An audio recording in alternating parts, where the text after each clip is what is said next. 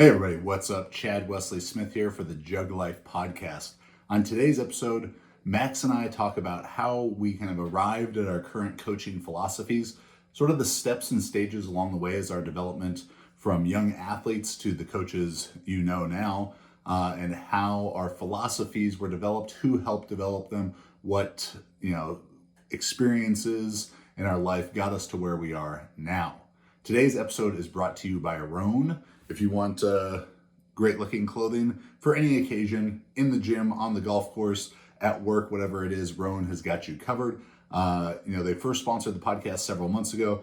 They sent me a gift card to get some stuff. And since then, I've made several orders, all on my own, paying for the clothes myself because I like it so much. Whether it's like this, the Peak Polo, the Sentry Tank, all kinds of great shorts, Guru shorts, Mako shorts. I've got bathing suits from them, all sorts of stuff. You can visit roan.com and use JuggLife for 20% off from them. Great company. If you're interested in online coaching, Juggernaut apparel, or our books, visit jtsstrength.com. And of course, make sure to like the video, subscribe to the channel, share it with your friends, go on iTunes, leave us a 5-star review on the JuggLife podcast, and enjoy the episode. Coming to you from Orange County, California, this is the JuggLife podcast with Max Ada and Chad Wesley Smith.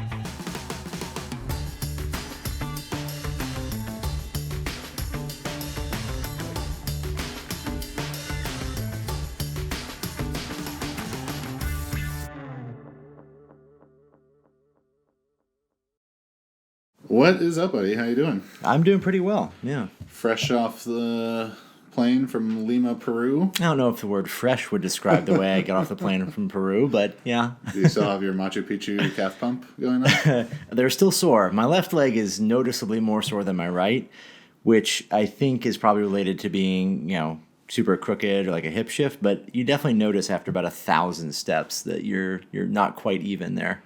And it was a great day for Cirelli. Yeah, Cirelli killed it. Had an awesome day, 5 for 6.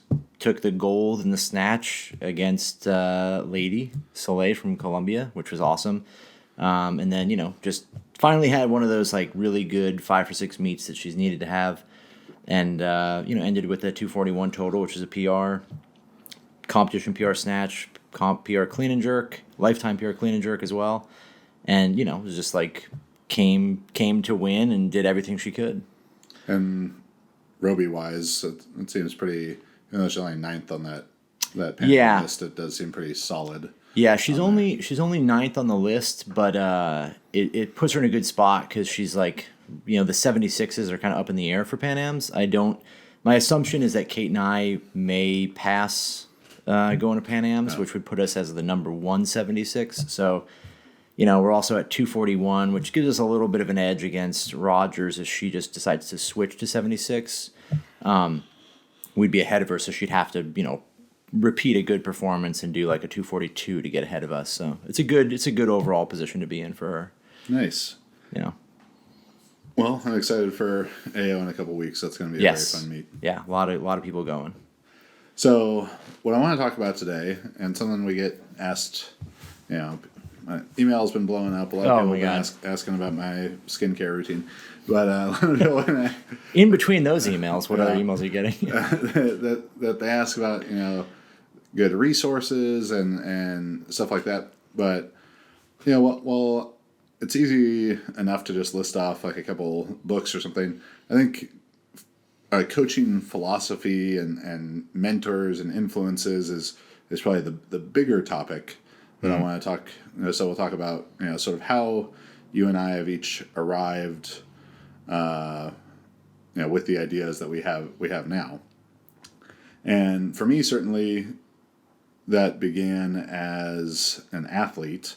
I think probably for basically any coach, unless they were formally trained just as a coach, through some.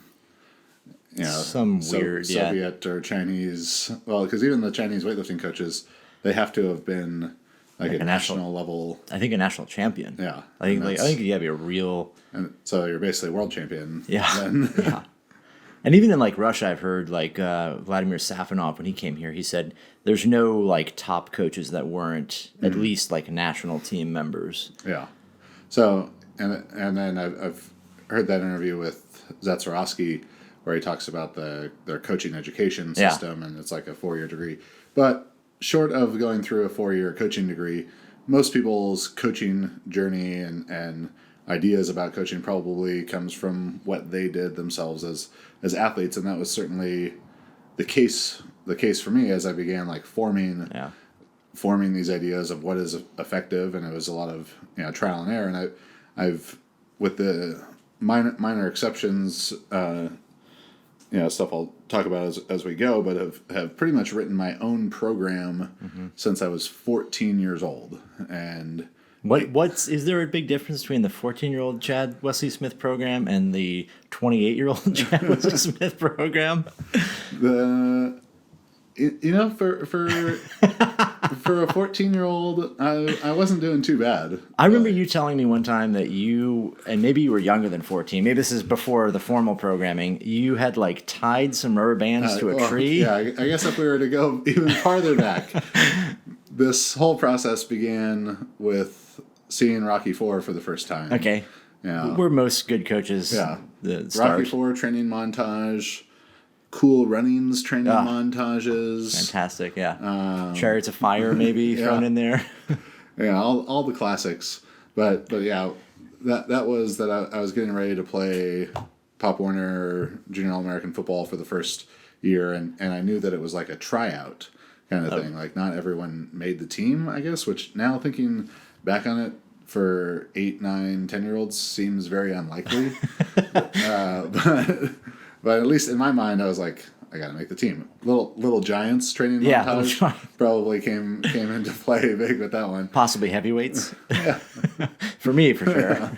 So I was taking like the car, like bungee cords that you would tie stuff down in the back of a truck with. Yeah. And lashing those together, putting them around my waist, and like running against band resisted sprints in my backyard. I think I was 9. I was 8 or 9. Damn. Yeah. That's impressive. Yeah. So that's where it really began. But yeah, more so at 14 is when I started lifting weights and trying to learn about lifting weights on the internet in the year 2000. Oh, man. Nearly 20 years ago. That's so crazy to think. It was a much different place. Elite FTS existed, but way smaller. DeepSquatter.com. Yeah. Dr. Squat had his forum too. Yeah, the Dr. Squat, that was a big one. There was some Australian Olympic lifting page. Yeah, Queensland Weightlifting Association. Yeah, Queensland Weightlifting Association. I did the Critical Bench program. Yeah. But the big thing for me back then was I had an understanding, and it probably worked well because everyone likes to do what they're good at, and especially when you're 14, 15, 16 years old, it's probably even more true. I was good at squats and cleans and jumps and sprints, and I don't know if it was confirmation bias that brought me to this, but it was also I understood that's what's important for being good at football and throwing the shot put, and so the first coach in that process who was very influential to me was Tony Cirelli. So Tony Cirelli is a football weightlifting throws coach, was then at Huntington Beach High School. But most of his career at Newport Harbor High School in Newport Beach, California. Incredible results for high school throwers. Yeah. He has a kid who just signed to UCLA who threw like 64 and 198 as a junior in high school. Damn. I mean, if his top 10 list of throwers he's coached, I think it takes 59 or 60 feet to make it in the shot put. Wow. And like 188 or 190 feet in the discus. Good Lord. He had I think 2 of the top 3, maybe 3 of the top 5 discus throwers ever in high school in California. Also was like a level 4 or 5 weightlifting coach, as is his wife. His daughter, he has one daughter who's the throws coach at UCI. His other daughter was a resident at the Olympic Training Center, was on a Pan Am team or 2 for weightlifting. Right. And he had this clinic that I would go to, I think pretty much every year. Just a one day clinic, the World Class Throws Clinic, and it was a month or so before the track season started, and it was remarkable. The coaches we got exposed to there and the athletes we got exposed to, because he had multiple Olympians. Yeah. Guys who were trying to get on the Olympic team at the time: Jared Rome, Ian Waltz, people who had been and would go on to be Olympians like Jason Tunks, Carl Brown, Mac Wilkins, Bill Starr. Was there one of the years. I think he was there when I went as a coach, and he really hammered home that idea, because he was a weightlifting coach. Yeah. And trains his throwers very much with weightlifting, and very much like weightlifters often, but hammered home this idea that throwing and being an athlete is about jumping high and generating power from the lower body and throwing medicine balls and all that kind of stuff. And that stuck with me and was like the first true understanding that I had of like, this is where power and how powerful athletes are created. And Tony was a huge influence, and it's been cool, now 20 years, almost 20 years later, to when I live down the street and we're friends and talk about training and stuff. So for you first getting into weightlifting, what was that sort of spark? It was a lot of the same kind of thing, like, being young and I mean, I watched, when I first got into it, I had seen the 96 Olympics and saw Naeem Suleimanoglu win his 3rd gold, and was, that was like this iconic moment for me. And I remember, wanting to always be strong and wanting to kind of pursue that. But when I saw the Olympics, I was like, I'm a weightlifter, right? I'm going to be a weightlifter. So it started with a lot of the same kind of stuff where you just kind of are figuring things out on your own and doing stuff on your own. But eventually I got connected with the strength coach at Montana State, who I, funny enough, was like roommates with Chris Bell. Okay. In UCLA or USC. And I think even Spitz, Dave Spitz, from like all 3 of them knew each other, right? But so I got connected with him, and then he introduced me to Steve Goff, who basically was like the first that was my first introduction to like formal coaching, as formal as that was.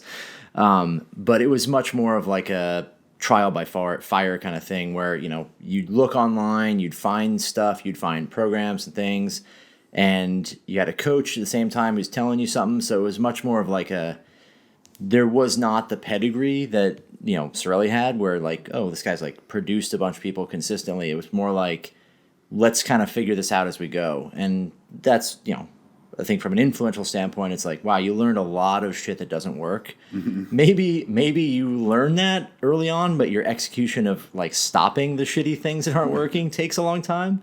But yeah, I mean, it was initially just basically like calling up USAW, like looking on their website, finding the coach in town. There happened to be a guy who was, working for the university. He happened to live on the same street as me. And I just called him up and walked up there and was like, I want to be a weightlifter. And, kind of went from there. And then he's like, this is a max squat. Yeah, here's a squat. You can just do these as many times as you want forever. So the other thing, that was great about Tony for me in this process was, because I went to a school known for its academics, not its athletics. Yeah. That when I would be at these track meets, I was like the only good person on my high school track team. Huge standout amongst the other youths from Irvine. Yeah. So I was, they were all at SAT prep classes, and I was lifting weights, getting the easy way to make it to Berkeley. Not like where you have to get a 4.5 GPA. But I would be at these track meets, the bigger meets, Orange County Championship, stuff like that, on my own. And my coach, who was Coach Len Blutrick, phenomenal coach, coached me my junior and senior in high school. His son, Brian, is now the throws coach at Arizona State, was a 92 Olympian in the discus, national throws coach of the year, I bet 4 or 5 times now between his tenures at ASU, University of Oklahoma, University of North Carolina. Coach Blue was great and hugely influential in my career, but I would almost call him more of a technical consultant. He coached my throwing, but even in high school, I did my own lifting and everything. And Coach Blue was a college coach, so he wasn't at my high school meets with me. Very, very rarely, like state meet, maybe one other. Yeah. So I was typically at these meets by myself, and I was so interested in lifting and training and how to improve, and knew that talking to coaches and was like the best way to figure out how to do this, that I just latched on to Cirelli. Was buddies with one of the guys that he was coaching, and then also a coach named Bill Pendleton at Esperanza in Orange County, who's he'll probably have, I think, his second 70-foot shot putter. Guy just committed to Cal. He's got a ton of kids there. Yeah. And see, when they came to Juggernaut back then, it was crazy. That kid, the one like stocky little blonde kid who was, I think, a freshman then. Yeah. He's a senior now, through like 67 feet last year, just committed to Cal. Benches like 430. Yeah. Wow. That's awesome. Holy cow. Yeah. And so I really just like latched on to those guys and would keep asking them questions at the meet, like probably until they were sick of talking to me, maybe past that point. And as I got into college and started to read more about training, I guess if that was, well, maybe the Rocky montages, that's stage, that was phase 1 of learning how to coach or developing my philosophy. High school was phase 2. And early in college, I'd say that's kind of the next distinct part for me. Was I came to Cal on a track scholarship, and our coach had us doing what she had us doing, and I wasn't getting much stronger. And then I think it was my maybe summer between my freshman and sophomore year, I'd started reading a lot more, learning about this thing called conjugate periodization. It is. Finally he's admitting it. Yes. Conjugate periodization was getting really into, reading. I at that time, and for several years after, when West Side apologists, defenders, whatever, want to say like, oh, Chad doesn't even know what he's talking about. I've read up to that point, had read every single article on their website, every single article on West Side, every single article on Elite FTS, printed them out, printed them off my computer, highlighting things, keeping notes on them. Side note to that, I understand if you're listening to this and you're like, well, Chad doesn't really understand it. You're wrong. I understand everything about training better than you do. Like, if you're someone who's sitting there thinking, no, he's wrong, West Side does work, it's even more true that I understand everything about training more than you do. Well, I mean, shit, you were using accommodating resistance at 6 years old. Yes. It's true. But I'd read all that stuff, and I was so fucking into it. Yeah. And I remember going back to my coaches at Cal, being like, hey, can I do some of this stuff? And they were very apprehensive about it. And I remember talking to Tony about it, and Tony, I gotta ask him this story. I gotta record him telling me this story, because I know he was there, and I know that you probably know guys that were there. It was like an NSCA conference in late 90s, and there was like the USAW group, and then there was like Louis and oh, I've heard of this, yeah. And Louis was basically made his presentation and like saying how the weightlifters, saying what Louis says, American weightlifting coaches don't know how to get people strong, blah, blah, blah. They need to do stiff leg fat bar snatches and stuff. Stiff leg trap bar snatches, probably. The old trap bar snatch. Yeah. And then there was like this incredible tension in this conference room. I think Tony was there. I'm sure. Like, I think it was like Tony and Mike Bergner and those kind of guys were there. I got to ask him about it. But I remember like asking Tony about this stuff and like, man, this is a coach that I really respect and look up to. And him calling them like those West Side guys or those powerlifting guys, and like really like scoffing at the idea that I'd brought up, and that was such like I was like, oh my God, like I don't know how to react right now. Like my parents are fighting. I don't know which one do I side with.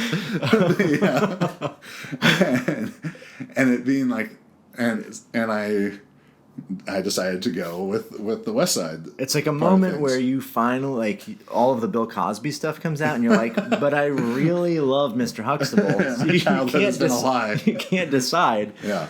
Yeah. I think that was like, I was the same kind of stuff, like with this is a little different because you had a lot of exposure to actual coaches and people that had different opinions and, Cirelli's camp and stuff, where I was completely isolated, and I had one coach who had, who was, probably clinically insane, and had one methodology. But I was exposed to a lot of the same writing and stuff online, so I had that sort of foundation under me. But I didn't have the actual like being able to talk to a real coach who could tell you there's something different about somebody saying like, "Hey, here's the program, here's what's written," and then a coach explaining what they do. It's so different because the program can seem, every little variable can seem so significant and important, and when you don't understand any like of principles or anything bigger than just sets and reps, you're looking at something and it's like dramatic. It's really like, oh my God, like how important is it to do 70% for 3 sets instead of 4 sets? And so you're always in this, like, being isolated like that, I was always into this problem of, like, the details of things. How important is detail? So you see something like West Side, and it's all about details. It's all about these, like, ridiculous, like, charts and numbers. It seems so overwhelming that, like, this must be real. This must be really true because there's no way anyone would write a fucking book or, write an article. I mean, he's got 800, 700-pound deadlifters. And it'd just be like numbers and lists. And the stuff seems so complex where you're like... overwhelming in its...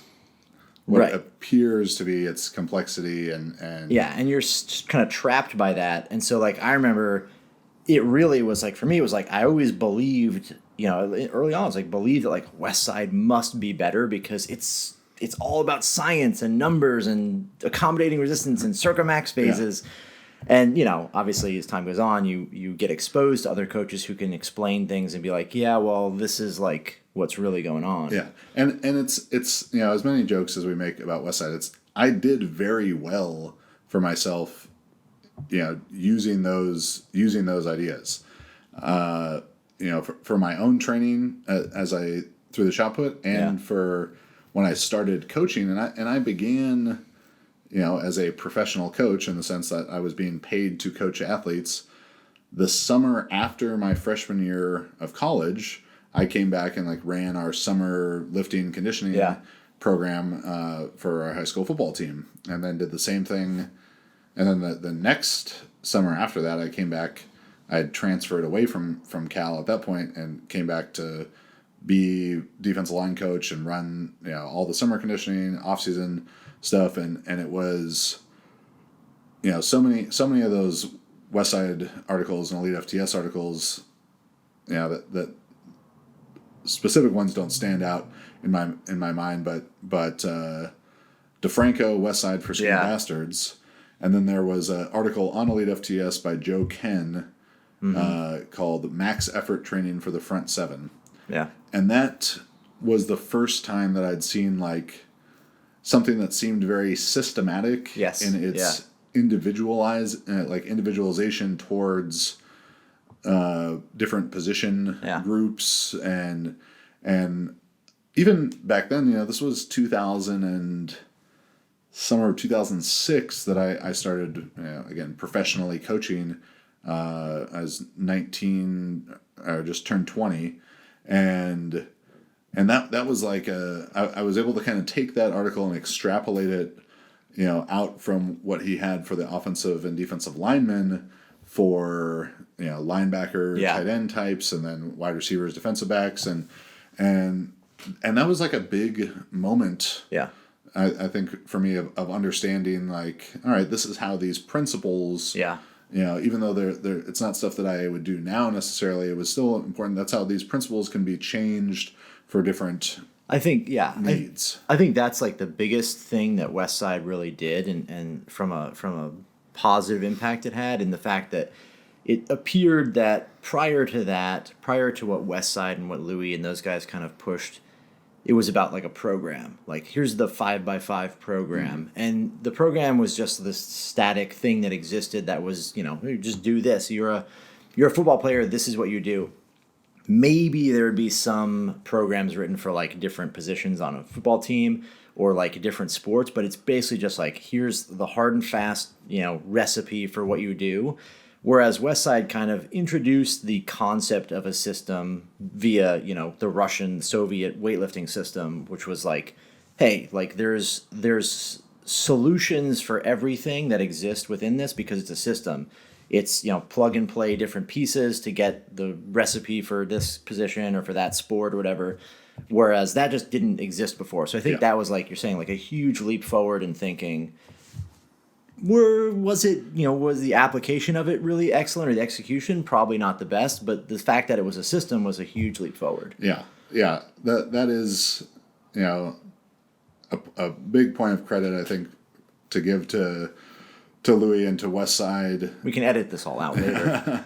in my coaching development for sure is assessing what an athlete needs, and they talk about it mostly from figuring out what your weak point is in the squat, bench, and deadlift, but that idea can be extrapolated out to the needs analysis for an athlete in a multimodal sport where they have to have speed and strength and endurance and everything, and where are they lacking, and how does that all fit together? Again, the application they use for it is not what I choose to do, obviously now, and then for me, working with athletes and still throwing the shot put and stuff at that point in my own career, the other big takeaway from it was move heavy shit fast. Yeah. And that right. That holds true to still be very useful for team sport athletes like football players and shot putters, is move heavy shit fast and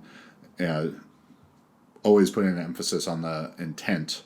I think it was really, really important. Yeah. I think the kind of next, like the next step from there was a much longer step though. Like going from the idea of like programs are these things that are static and like, 5x5 is the best program, to there's systems that are in place that are, okay, like you have to create a system that has answers for different problems, to where I think like the next logical move from there for me was really like Mike Israetel and you and kind of seeing that, okay, shit, like the concept of principles are way bigger and way more foundational than systems themselves, because systems and programs are built on principles. And then, seeing that move was not as quick a change from, okay, like there's programs, Westside has like a system. It was years of like seeing people kind of floundering around with, probably between like 2000 and really like 2000. I don't know when you guys wrote Principles. 2014. So you got like, I would say a good 14 years in there where like Westside was dominating, bouncing around this idea. It almost stifled the progress, I think, because people looked at Westside as like, okay, what are the solutions within Westside for athletes? So it became like, well, you do more speed work for football players, or you do something like, whatever, this silly kind of like really weird special exercises that have no bearing on sport form for a team sport. And like people are constantly looking for the answer they weren't finding because they're looking in the wrong place. Until you see principles, until you kind of step back to that foundational stuff, you don't actually have the answers to the problem. So as a coach, moving from like programs to systems to principles was like this big shift for me, at least later on. Well, and so for me, I went through doing a lot of different programs. Yeah. Whether it was these amalgams of Queensland weightlifting plus critical bench times jump souls, which I did, and those were some hell long days right there. To West Side stuff, to the programs they had us doing it at Cal. This whole time you were just doing the same thing. Yeah. The same thing. And I think it's very rare that a coach who has such a long history of doing one thing, and even if it's one discipline, like if you have a strength coach, a strength and conditioning coach who spent their entire career competing in weightlifting, they are very, very likely to use a lot of weightlifting in training their athletes. Yeah. Same thing holds true with powerlifting. If in the unfortunate case that someone does kettlebell sport, they're probably really big on using kettlebells. But not only was your entire, so much of your athletic career spent doing weightlifting, it was spent doing one extremely narrow vein of weightlifting. Oh my God, yeah. So there had to be.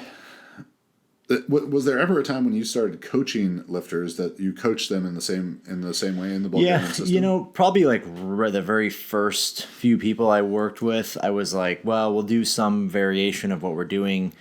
To out myself for being wrong in these things, when I was doing all of that training, I was very well read in all of these other things. Like I knew everything that from Elite, I read every article every Friday, like T Nation, or it was Testosterone Net. T Nation used to have good articles. Yeah, and I read like Charlie Francis articles and shit. Yeah, and Charlie Francis. And then I was saying that, by the way, I mean that they don't have good articles. Yeah. If you didn't get the insinuation.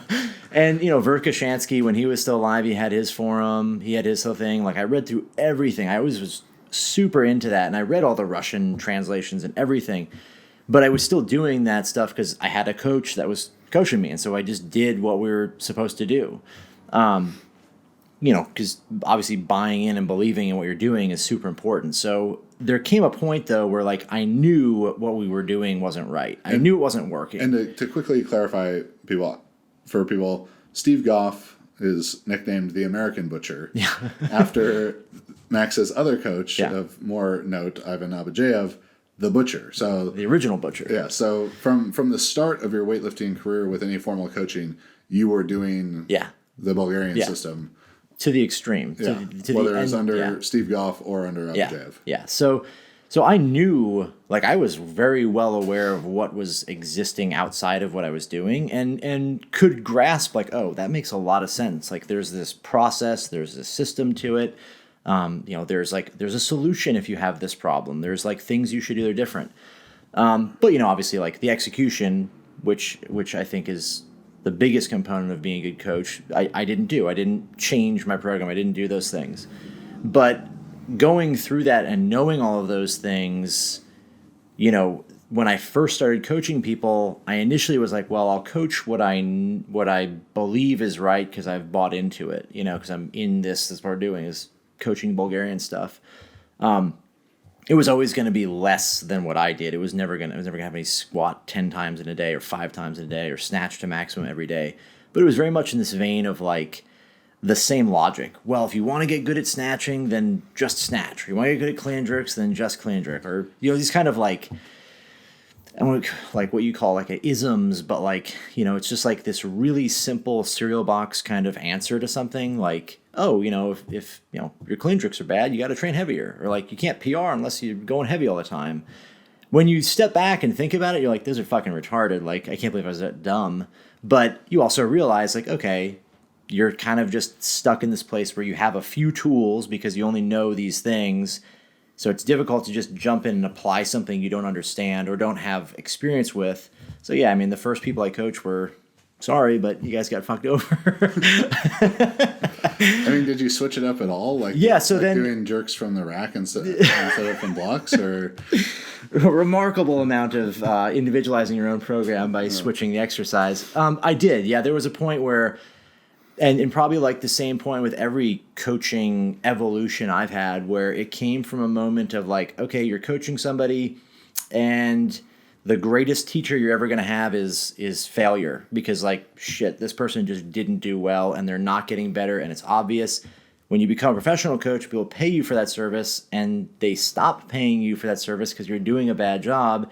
You very quickly realize that you need to get better. So, I can't remember every single moment, but I do remember distinct times where people would perform better when I did something different that was maybe drawn from different, from a book or something. Oh, look at the Russian system, or look at how other coaches are doing things, and say, I'm going to try something that's in that vein and move things towards that direction. And you see progress, you see an improvement.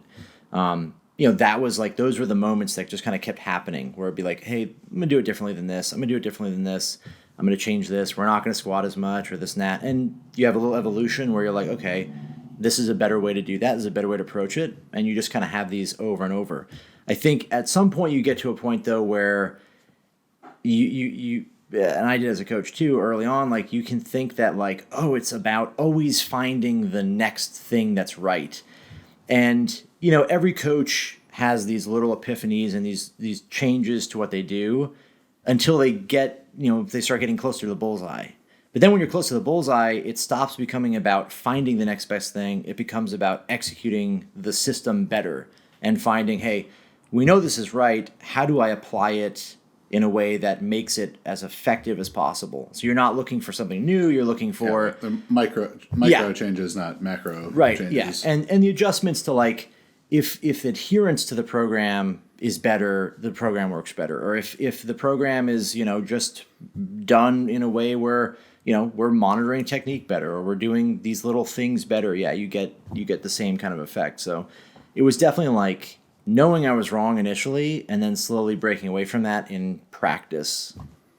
Yeah, I think the next big phase of development for me, so I really start to discover Westside, Conjugate, all that stuff. Mind you, I'm reading all these things that are articles about multiply powerlifting training, and I did not understand that multiply power, like what that was, what that meant. I just read the article and it said this guy squatted 1,100 pounds. Well, I was 19 and could squat, 650-ish pounds. So that wasn't like that far-fetched of an idea to me.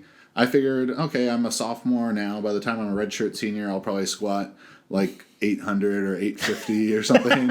And so some other guy doing 1,100, that wasn't, probably graduate college with a 1,250 squat, that's my guess. Like these ideas were not that outlandish to me. Yeah. Especially when, being in the throwing world, I'm seeing stuff about Udo Bayer and Greg Trafalis and thinking like, okay, well, these guys are doing 950 or 400 kilos for 5. So Udo Bayer. This is some guy in Germany, I think. He was pretty strong. Yeah. I can get there. So that's like summer 2005 where I start learning about that stuff, and 2005, 6, 7, 8, I'm coaching high school football. I'm training for the shot put myself, and I am balls deep into Westside. If you told me in 2008 that Westside doesn't work, I was ready to fight you. How many fire beanies did you own? Thankfully none, but I definitely had a different... A yellow Westside shirt, a fire beanie. No, but you can find pictures of me my senior year of college at track meets with the black Westside shirt. Okay. Yeah. All right. And just listened to a lot angrier music, and it was just a different man. And I've said this before, but like 23-year-old Chad Wesley Smith, he would fucking hate 33-year-old Chad Wesley Smith, and that's not. I think some people could say that about themselves because they turned into sellouts or whatever. That this is only true because 23-year-old Chad Wesley Smith was clearly a buffoon. But no, so I was so fucking into it. Like legit, would be ready, like would want to fight someone if Oh my if God, they were that's telling me awesome. that it didn't work. And just as we were talking about this, it brought up this memory of a time where I was so pissed about someone telling me that the way I was training was wrong. And Wow. it was in very early Juggernaut days. I was friends with Bob Eilenfeld, the angry coach. And I was still, training, throwing the shot put, had just finished, I had just opened Juggernaut, so I had just finished my senior year of college, this great year. I threw, 10 feet farther than I had thrown the year before. Yeah. And it was awesome.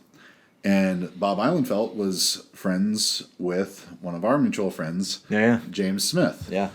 And Bob, he wrote under the pen name The Angry Coach, and he was very much that. He was this, Long Island, or like Staten Island, Long Island, just fucking gruff New Yorker, tell it like it is. And we're talking one day, and he's like, oh yeah, I was talking to James Smith, and he says you're training like a fucking idiot. And I was like, what the fuck did he say about my training? This fucking thinker, nerd, jackass.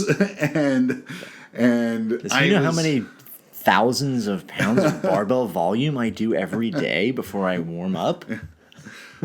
Yeah, I was so fucking pissed. And I remember him telling me that and just seething about it. And then Bob convincing me to talk to James on the phone, or that James wanted to talk to me. And maybe Bob delivered James's message a bit more gruffly than James had, but It's definitely not the way James would have said it. well, not in a presentation, but to Bob, I could have seen him saying it like that. Yeah, now that I know James. But anyways, James was doing that not to be like, oh, this Chad Smith guy is a fucking jackass. He was doing it because he genuinely wanted to help. Yeah. Maybe he didn't bring it up quite the right way. Yeah. To get his message across. But anyways, I talked to him on the phone, and he begins explaining to me this idea of special strength and Dr. Bondarchuk, and this was probably late 2009, very early 2010. And I heard him. I probably did go into the conversation with a bit of a closed mind, because I was like, this guy's, what the fuck shot putter has he ever coached? So how much weight has he lifted? I'm stronger. I do this better. And didn't want to listen to him, but did do my best to hear him out. And at the end of the conversation, a lot of what he said resonated with me, in that I understood what its value could be, but I did not understand it well enough to apply it for myself. Yeah. I remember feeling caught kind of between these two situations of, he was telling me to step back from the really heavy lifting that I was doing and the really hard, max effort work, and in my mind, basically, he was telling me to stop being so strong. Yeah. And do more of these kind of weird, harder to measure exercises, and to throw more. And I got that concept, but I didn't know how to apply it for myself. Yeah. So I felt like, well, if I don't do that stuff, if I don't do the special strength stuff right, and now I'm not lifting as hard, now I'm just not as strong, nor do I have this, not as generally strong, nor do I have the special strength to balance it out, and then I'm fucked. So I didn't, and in hindsight, I probably should have just asked James, well, can you write this for me, but that was the first kind of time where I heard something, I heard it be explained, and I was like, he has a point. Yeah. And I couldn't quite commit to it, so I kept doing what I was doing, and then I finished my throwing career in May 2010, and I guess around that same time that Bob had delivered this message to me from James, I had the opportunity, because I was sponsored by Elite FTS at this time. I had the opportunity where I was supposed to go out to Ohio for an Elite FTS event, and I was going to go to Westside on Friday and Elite on Saturday. Yeah. And this is in the time where James Smith says this guy is training like an asshole, and I'm like, where the fuck does he live? Send location because fuck this guy. I'm going to fight him because he said that Westside doesn't work. So I'm ready to go on a religious pilgrimage for me out there. A duffel bag full of chains and bands and fire beanies. And the trip was really a trip for me to go to Elite FTS, and that for some reason got canceled. So I didn't end up going, and I wasn't gonna go, or I couldn't probably afford to go to just see Westside or whatever, or make the trip on my own without it being like an official Elite FTS thing or whatever.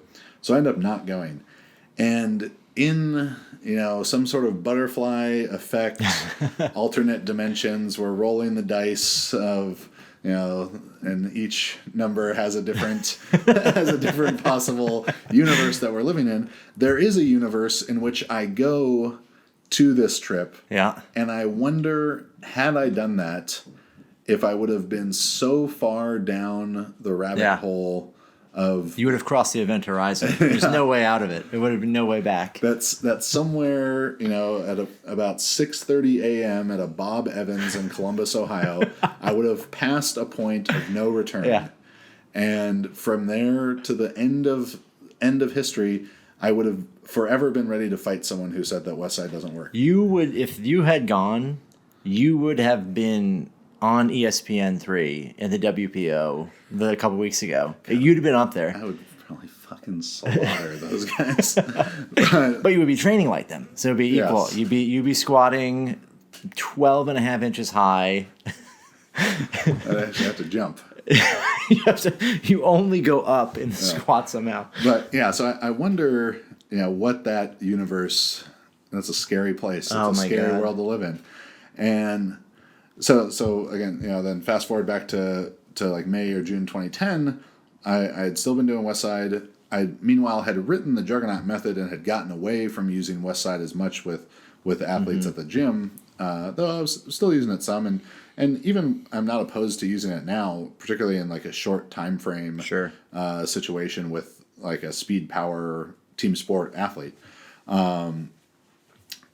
But I remember I did my last track meet, and then I was like, all right, I'm going to do a powerlifting meet. I've only done box squats for the last 3 years. I had not done a free squat, I don't think. Oh my God. Yeah, and yeah, probably maybe 3 going on 4 years. When you box squatted, did you use like a real wide stance and sit way back, or did you squat more like a normal?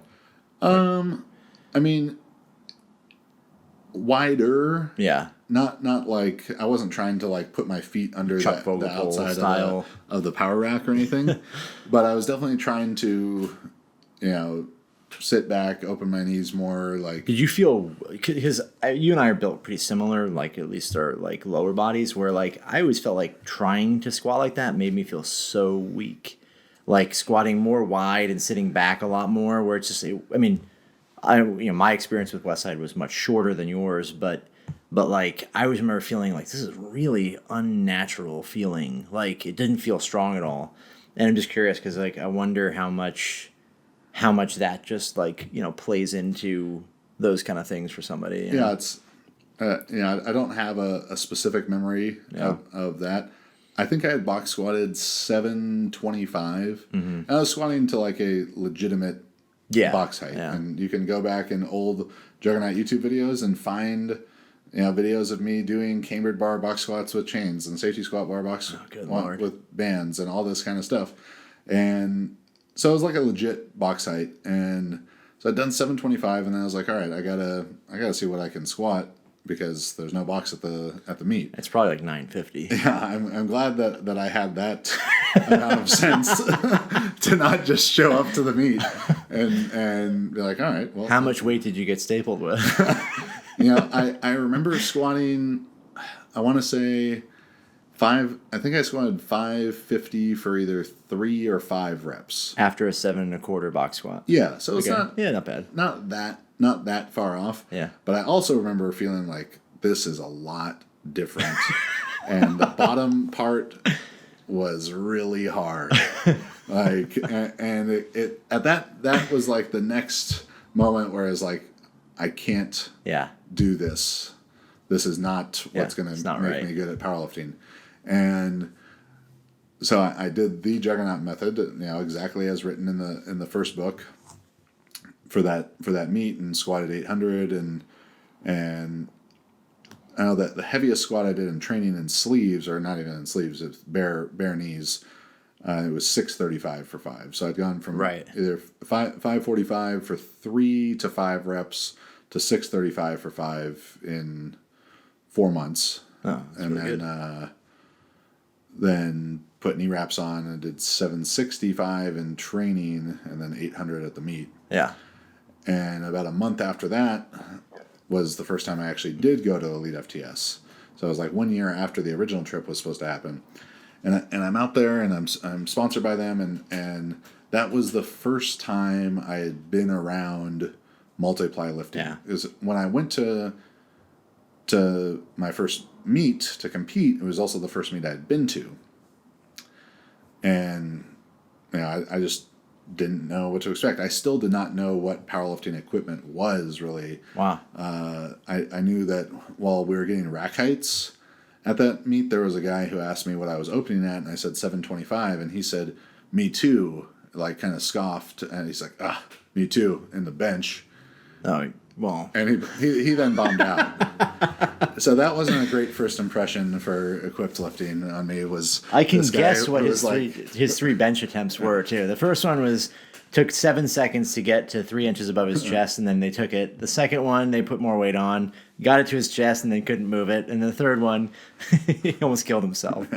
Standard 3 bench attempts in multiply. So and then that time at Elite, I'm doing my thing, lifting, raw or wearing my knee wraps, and I squatted 635 for 10 or 11 there in knee wraps, and my whole workout took like an hour and a half, and then there's like 2 monolifts with 7 guys on each one, and they did like 11 reps of squats total in like 3.5 hours, and I was just like, this is weird, like and it was from there. And then the next year, James, the same James Smith who once said that Chad Smith guy doesn't know what the fuck he's doing, or he's training like an asshole or whatever, comes to work for me, and that's if there's 1 year, one situation I had to pick out that like this formed, or this was the biggest catalyst towards the way that I coach and understand training now, it's that year with James, and so much of the stuff that people always point to. And they tell you, read Super Training, read Science and Practice of Strength Training, read Charlie Francis, read Yesus, Issaran, all this stuff. People tell you to read that shit, and they don't know what the fuck the words on that page mean. They are barely true. They are barely English. Yeah. James Smith knew and knows what they meant, and I saw him put them into practice, and it was so simple and intuitive, and it was like beyond like a light bulb. It was the whole fucking whole thing, lamp and light store turned on instantaneously, and I was like, this is it just totally changed my perspective on it. He made me understand why max effort, dynamic effort, West Side type of stuff for athletes isn't the best thing. Not that it's a bad thing. It's just not quite the best. Giving me the understanding of the Charlie Francis Cup analogy, and you can only fill it up so much, and weight room is general for athletes and all that. And so that was the big piece. So it was that sort of transition time, with maybe the initial catalyst being James saying I didn't know what the fuck I was doing, to then starting to train for powerlifting, that really created the shift to then go on and do the work with Mike and with you, and understand about individualization and all this kind of stuff. Yeah, I think it's kind of funny because when you think about both of our journeys, it sort of strikes me as like there's these these phases we're talking about of like coaching, and it like the kernel that exists from the beginning was that as athletes, we were definitely both really interested in how it worked and in the idea of like, how does the program work and the training and that. And then that kind of like spark, I think, seems to transfer into like, well, you're going to kind of pursue it. And if you have this inclination to figure it out, you're always going to be looking for some kind of better answer or some kind of better thing. And so it's like, without that as a coach, like it's got to be difficult to go anywhere. If you are just looking for the right answer or looking for an answer, you're going to get stuck because the first flashy thing like Westside that comes along is going to be like, well, this is the way to do it, you know? Yeah, and I see, specific to Westside, and it's not to pick on Westside that much, but I see now, younger coaches or lifters, they come in and they're 22, 23 years old, and they're just starting to figure this stuff out. And I have less patience for it now in 2019 because there is so much more body of evidence of like, let's look at what the 100 best lifters in the world do, the 1,000 best lifters in the world do. But, to back this up maybe 4 or 5 years, then I was seeing people who they were really into Westside. And this is also a time, 2013, 2014, we were writing, JTS was putting out articles like Westside versus the World, like Why Speed Work Doesn't Work, like an incredible editorial piece that I wrote, still the best title I've ever created, The Bench Shirt is Being Pulled Over Your Eyes, where we were writing these controversial articles or whatever, and getting into, I had to allot a good bit of time per day to just argue with people on the internet about how to lift. And then when I actually really cared about this type of thing, I would see these 22, 23-year-old people try and argue with me, and it's like, and the age I guess is irrelevant because I was 27 and 28, but I was strong and good at powerlifting and they weren't. So and for a while I'd get mad and be like, who the fuck is this little dumbass trying to argue with me? And then I was like, I was that dumbass. Yeah. I'm gonna give them 2 years. And in 2 years, they will have figured it out, they will have changed their ways, or they just don't get it. Yeah.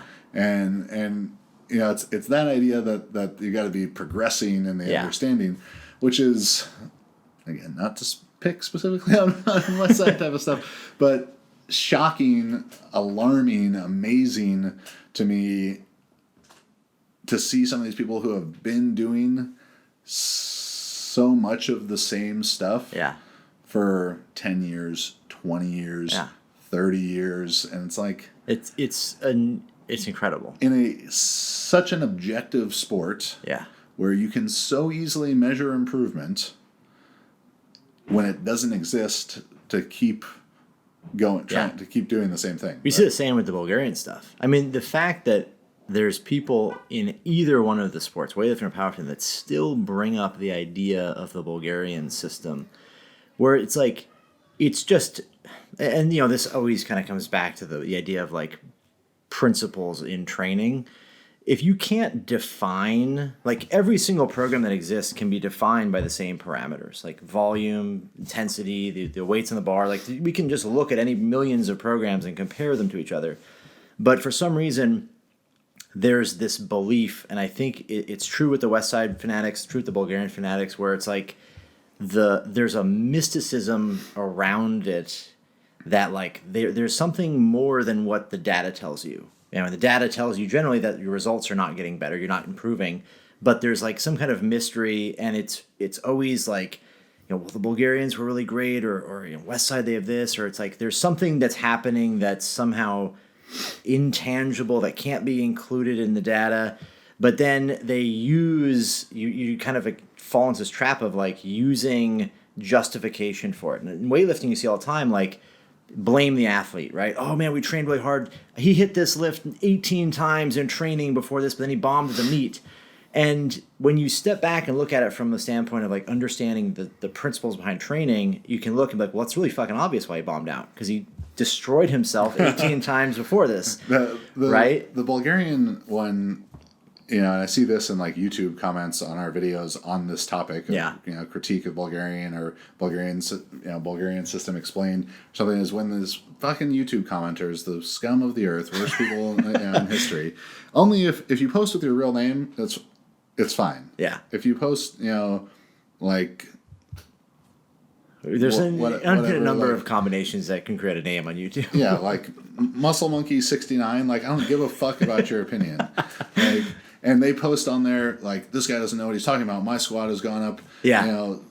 30 pounds in the last Yeah. 8 weeks. I squat 275 with this. Yeah, and it's like, for someone to argue Bulgarian with you, like, unless it is a Bulgarian person, where is their base of understanding? Like, it's like, did you watch the video when Max said that his squat went up 52 kilos in 6 weeks? Yeah. Did you stop watching it? Did you stop watching it then to not see what happened for the next 10 years? Well, you explained everything I need to know in the first 12 seconds. I'm done. Sounds great. There's another 10 minutes here. I don't know what that could be about. In 6 weeks. It's funny. It's a very funny thing to be, but again, like, it's like when you're not rooted in that, like, that concept of understanding the process or understanding what happens, you end up stuck in a place where you can only understand the answers. You can only understand, okay, this guy got better or didn't get better. It's the program has to either work or it's some other reason. Like, the Bulgarian system works unless people fuck up, unless it's the athlete who's an idiot or they don't have enough courage. Yeah, exactly. And so it's like, because that can't be wrong, everything in the universe is wrong. Gravity, there's something wrong with gravity. The program's not working. Yeah. My last thought about the stuff from James, who was so hugely influential on me. Global Sport Concepts is his company, his website. Go read his stuff. It's going to be, you're going to slog through it. It's tough, but worthwhile. Do the consultations with him. All that stuff is really good. And this is something I think that's held true for my entire career, athlete, coach, learning, is I was really able to see him take these sport training ideas, track and field specifically, and take the concepts, the principles from them, and apply them to strength sports. Yeah. And for me, as he helped me with my own training, was apply those ideas to powerlifting and strongman. And even talking about like short to long and long to short, which is like a sprint training idea, and apply that to the moving events in strongman, and explain, all right, well, if you're someone who's really strong but maybe needs to develop the endurance, they're going to do a short to long, or vice versa, and to be able to extrapolate some of those ideas out was a really significant thing to me, and I think a great take home for people as they develop their coaching philosophies is don't be narrow-minded in that I'm only going to listen to this one coach, even if it's me and Max. Don't just listen to us. I mean, just mostly listen to us. Yeah. But and don't just, and that you're a powerlifting coach, so you're only going to listen to powerlifters and powerlifting coaches. Don't do that either. Yeah. The more of my powerlifting coaching ideas have come from weightlifting and track and field than they have from powerlifting. Yeah. And weightlifting and track and field, those are Olympic sports in which governments, spend hundreds of thousands and millions of dollars to develop athletes, educate their coaches, and win medals. That is a really big deal to China, Russia, the former Soviet Union, East Germany. They were spending a shitload of time, money, and effort on learning how to do this stuff right. They weren't trying to learn how to coach powerlifting right, because that didn't win them Olympic medals and bring them nationalistic glory, but they did spend a lot of effort on that. So seek that information out, understand it from a principle-based, from the principle-based side of things, and extrapolate those ideas out to what you are interested in improving at, powerlifting, strongman.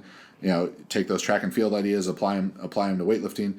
If you're working with athletes, whatever it is, that's going to be the best information that you can get, in my opinion. Yeah. So I think the progression is like that. It's going to be like every coach is probably going to start. The first thing you do when you start is you need some tool, right? You're going to grab onto something. So you grab onto programs or something simple like that, or exercises, and then you grow from there as a coach, and you start to understand systems and like how to put a bunch of pieces together to get what you want, and then you eventually get to the point where you understand the principles behind things, and then you can go from there to building anything you want out of the principles. And even using those, once you understand those principles, you can look at every kind of sport training and draw conclusions from that and be able to transfer knowledge that's specific to whatever sport, track and field, into something that's going to benefit you in weightlifting or powerlifting. So obviously, if I was going to suggest to a person now to start, I would start the opposite way that you and I did, where I would start with understanding the principles and understanding the big picture stuff, and then go from there to start creating, systems and workouts and coaching from there. Yeah. Yeah. And understand the process it's never done. Yeah. The changes may become smaller. Like we said, we made a lot of macro changes through this process, and now we're making the micro changes. But like, unless your athlete is hitting bullseye every meet they go out, like there's something to be improved at some part of the process, because we're only talking the program here. Yeah, right. There's a whole other conscious coaching type of stuff of communicating with the athlete and psychology and all that good stuff. So what do you think the next step is for someone like yourself or me, where do you see, okay, what's the next step that you would have made or that you would make now? Obviously, you're not going to learn some giant new thing. There's obviously tons of new little pieces of data that usually just basically confirm what a lot of coaches have figured out. But do you think there's another level or whatever that you would end up at? Yeah, I think the sort of next piece to do a better job with is probably monitoring fatigue and being able to quantify fatigue and recovery in a much more objective manner. Yeah. And then what the implications are of that in the short term, like on that day's training, on that week's training, on that month's training, and then seeing the longer term trends to adjust. Yeah, I agree. I kind of think that the next logical progression is the incorporation of tools that didn't exist before. Like, obviously, plugging the AI stuff, but the idea of the ability to monitor things that would be too tedious before, and be able to use that data to actually make decisions, because that would become the ultimate in execution, which is going to be the one thing that you can always improve on. Once you understand the principles and the program is the best it can be, then the only next step is incredible execution, right? Is perfect execution of it.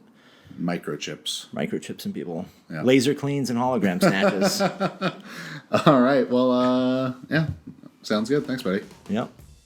Thanks for watching today's episode. Hopefully you gained some new insights from Max and I about our influences to become the coaches that we are now, and some steps that you can take to help you grow as a coach.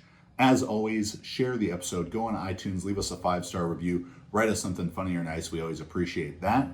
Check out roan.com/JuggLife and pick up some great looking, versatile, functional apparel that you can wear in the gym, at work, wherever you're headed to. And visit jtsstrength.com for all of our online coaching, like Juggernaut AI Powerlifting and Power Building, all our weightlifting options, plus books and Juggernaut apparel. Thanks for watching. We'll see you next week.